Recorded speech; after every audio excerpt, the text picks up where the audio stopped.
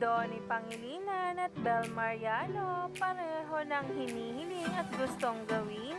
Yan nga ay matapos sa straight na busy schedule nila sa kanilang mga kaganapan sa career na umani nga agad ng samot-saring komento sa social media. Kaya naman, sabay-sabay nating tingnan at alamin ang interview sa dalawa kung ano nga ang gusto nilang gawin. At talaga nga namang kinagulat ito ng mga nag-interview dahil pareho ang dalawa kahit magkahiwalay ng kwarto.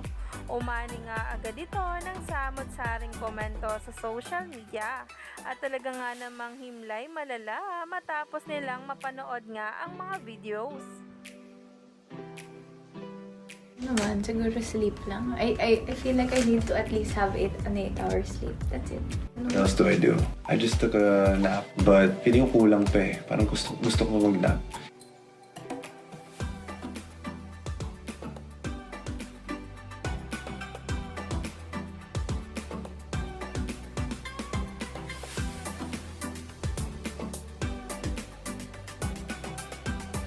Ito na nga lang talaga ang gusto nilang gawin kaysa lumabas nga raw ay talaga nga namang gustong-gusto nilang matulog na lamang na talagang umani nga agad ng samot-saring komento dahil alam naman natin na sobrang hectic nga ng schedule nila at napakasaya nga rin na naisisingit nila yung katulad kagabi na palaro ng Star Magic dahil talagang nabigyan nga ng kaligayahan ng maraming mga bula.